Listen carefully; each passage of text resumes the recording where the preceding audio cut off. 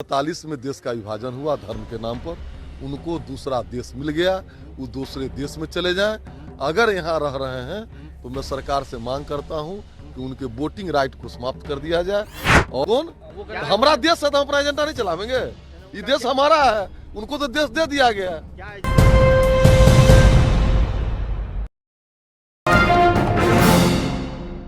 तो देखा, ये बीजेपी के बिहार के विधायक हैं हरिभूषण सिंह।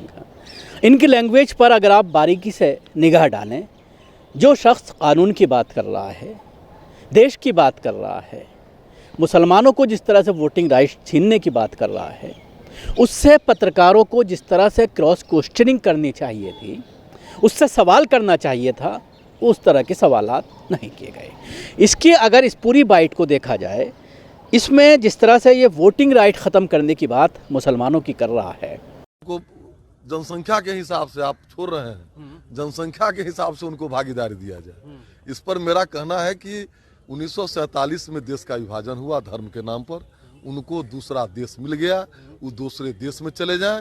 अगर यहाँ रह रहे हैं तो मैं सरकार से मांग करता हूँ कि उनके वोटिंग राइट को समाप्त कर दिया जाए और वो दूसरे स्तर के नागरिक बन के भारत में रह सकते हैं। वो ऐसा क्यों करें? आपको लगता है कि इसके पीछे कुछ एजेंडा है? बिल्कुल एजेंडा है, आईएसआई का एजेंडा है, इस्लामिक स्टेट बनाने का एजेंडा है।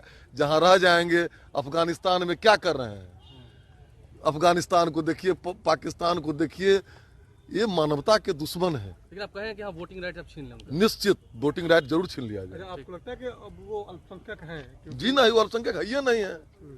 और अल्पसंख्यक शब्द भारत के संविधान के साथ भी मजाक है। अच्छा, क्योंकि उसके प्रस्तावना में लिखा हुआ है कि हम भारत के लोग, फिर अल्पसंख्यक कौन, बहुसंख्यक को। अच्छा, विधानसभा का सत्र भी चलेगा, फिर से वो राष्ट्रगीत का विद्रोह करेंगे, कहें कि राष्ट्रगीत ना गाया जाए। इस पर निश्चित रूप से जो नहीं गाएंगे, और ये विधानसभा के अध्यक्ष का निर्णय होता है, और विधानसभा के अध्यक्ष का निर्णय अगर कोई नहीं पालन करता है तो माननीय विधानसभा अध्यक्ष जी उनके सदस्यता को रद्द कर दें। इस देश में रह के आप राष्ट्रगीत न गाने को कैसे देख रहे हैं? आपको लगता है बिल्कुल अपमान है। और राष्ट्रगीत में क्या है? जल की वंदना है, भूमि की वंदना है, वृक्ष की वंदना है, पुष्प की वंदना है। अगर ये नहीं करेंगे तो फिर पानी नहीं पिए। वो कह रहे हैं राष्ट्रगान से नहीं, राष्ट्रगीत से। राष्ट्रगीत से उनको उन लोगों का एजेंडा है, वो लोग अपने एजेंडा पर काम करते हैं। अपना एजेंडा ला रहे हैं। कौन? हमारा देश है तो हम अपना एजेंडा नहीं चलावेंगे। ये देश हमारा है, उनको तो देश दे दिया गया। क्या एजेंडा है उनका? क्या उनका एजेंडा है? जो संपूर्ण विश्व को इस्लामिक स्टेट बनाना, उनका एजेंडा है। और उसके लिए संविधान की बात आगे करता हुआ नज़र आता है।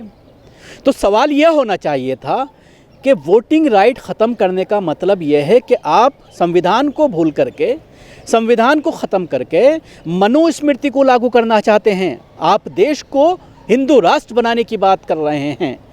ऐसे में आपको संविधान का नाम नहीं लेना चाहिए, संविधान का सहारा नहीं लेना चाहिए। संविधान के प्रस्तावना की बात आप कैसे कर सकते हैं जब संविधान में मुसलमानों को पूरी तरह से वोटिंग राइट्स दिए गए हैं, उन्हें यह हक़ दिया गया है कि वो अपना वोट का हक़ इस्तेमाल कर सकते हैं, अपने वोट से सांसद और विधायक चुन सकते हैं। तो आप कौन होते हैं उनको वोटिंग से रोकने वाले? ये एक बड़ा सवाल इन विधायक जी से बनता है, जिनका काम, जिनकी पार्टी का काम दिन रात सिर्फ मुसलमानों को गाली दे करके अपनी राजनीति चमकाना है, सिर्फ मुसलमानों को गाली दे करके हिंदू और मुसलमानों के बीच खाई पाटना है, हिंदू और मुसलमानों के दरमियान दूरियां पैदा करना है। सिर्फ दिन रात इसी चीज़ का इस्तेमाल कर रहे हैं।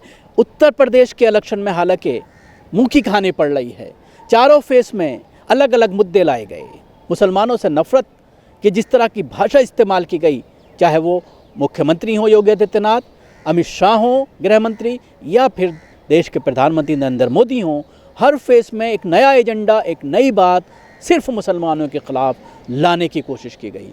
शुरुआत में जिस तरह से ये पूरा मामला शुरू हुआ, पलायन से लेकर के दंगों की बात करना, मुसलमानों को दहशतगर्द बताना, इन सब चीज़ों से बढ़ते बढ़ते पूरा मामला आज अगर बात करें 5वें फेज़ तक आते आते अब देशद्रोही के तक पहुंच गया है, यूक्रेन तक पहुंच गया है। और उसमें ये साबित करने की कोशिश की जा रही है कि जो आपसे महंगा पेट्रोल जो आपने ख़रीदा, जो महंगाई से पूरा देश जूझ रहा है, उसके लिए हमें मोदी का शुक्र अदा करना चाहिए कि उन्होंने महंगाई तो बढ़ाई, टैक्स तो बढ़ाया, लेकिन देश को शक्तिशाली बना दिया। सवाल ये खड़ा होता है कि क्या नरेंद्र मोदी से पहले देश शक्तिशाली नहीं था? क्या देश की आर्मी या देश में जो हथियार है उसमें कितना ज़्यादा इजाफा किया गया? ये एक बड़ा सवाल है।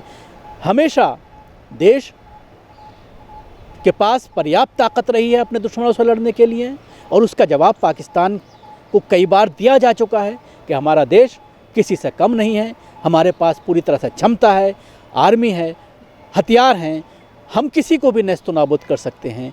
लेकिन जिस तरह की ये घुट्टी राष्ट्रवाद के नाम पर लोगों को पिलाई जा रही है और तरह तरह के मैसेजेस बनाए जाते हैं, जब भी कोई नया इशू आता है तो अचानक से कोई एक व्हाट्सएप पर नया मैसेज आता है और पूरी आईटी सेल के ज़रिए उसको सर्कुलेट करने में लग जाते हैं, और ये बताने की कोशिश की जाती है कि अगर नरेंद्र मोदी ना होते तो देश का क्या हाल होता। मानो 70 साल से देश किसी से नहीं लड़ पा रहा था, पूरी ताकत से हमेशा मुकाबला किया, हमेशा लड़ा और मुंह तोड़ जवाब दिया, चाहे कोई भी दुश्मन हो। इसके साथ ही अगर इस पूरी बाइट की बात करें, मानवता की बात ये करता हुआ नज़र आ रहा है। मानवता का वर्ड इन बीजेपी के लीडरों से, इन बीजेपी के नेताओं से सुनते हुए अच्छा नहीं लगता। और ये बात मैं नहीं कह रहा, बल्कि अब देश की 80% आबादी ये बात समझ चुकी है। जिस तरह से लोग खुलकर अब इस पर बात करने लगे हैं कि रोज़गार, महंगाई पर बात करने लगे हैं और अपना हक मांगने लगे हैं सरकारों से, और यही वजह है कि उत्तर प्रदेश का बेरोजगार सड़कों पर नज़र आ रहा है। जब सोशल मीडिया के लोग पहुंचते हैं, उनसे बात करते हैं, तो उनका दर्द छलक उठता है। लोग रोते हुए नज़र आ रहे हैं कैमरे के सामने कि हमने पढ़ाया लिखाया, लेकिन बच्चों की 6 साल से नौकरी नहीं लग पा रही है। अच्छी अच्छी डिग्रियां हासिल करने के बावजूद भर्तियां ही नहीं निकल रही हैं। वो नरेंद्र मोदी जो 2 करोड़ रोज़गार हर साल देने की बात कर रहे थे, जब आंकड़े निकाले जाते हैं तो चंद लाखों तक रोज़गार सिमट कर रह जाता है। ख़ासतौर से कोरोना की मार पूरा देश झेल रहा है। उसके अलावा प्रस्तावना में ये कह रहे हैं कि प्रस्तावना में तमाम लोगों को संविधान के ज़रिए यकसां हुकूक दिए गए हैं, बराबर के हक़ दिए गए हैं, इसलिए माइनॉरिटी कहना ये गलत है। इनको संविधान को सही तरह से पढ़ने की ज़रूरत है। बस इतना ही मैं कहना चाहूँगा। उसके अलावा एजेंडा कह रहे हैं कि एजेंडा इस देश में सिर्फ हमारा चलेगा, यानी बीजेपी के लोगों का चलेगा, हिंदूवादी संगठनों का एजेंडा चलेगा, संविधान से देश नहीं चलेगा। शुरू में संविधान की बात करते हुए नज़र आते हैं और आखिर में जाते जाते अपने एजेंडे पर उतर आते हैं। जो हमारा एजेंडा है हिंदू राष्ट्र का, सिर्फ वही चलेगा, जिससे आप अंदाज़ा लगा सकते हैं कि किस तरह का जहर, किस तरह मुसलमानों के ख़िलाफ़ नफ़रत इन लोगों के ज़रिए बार बार फैलाई जा रही है। काफ़ी संख्या में ये लोग एक्सपोज हो चुके हैं, लोग समझ चुके हैं कि लोगों को हिंदू मुस्लिम में उलझा करके अपनी राजनीति सेकना चाहते हैं।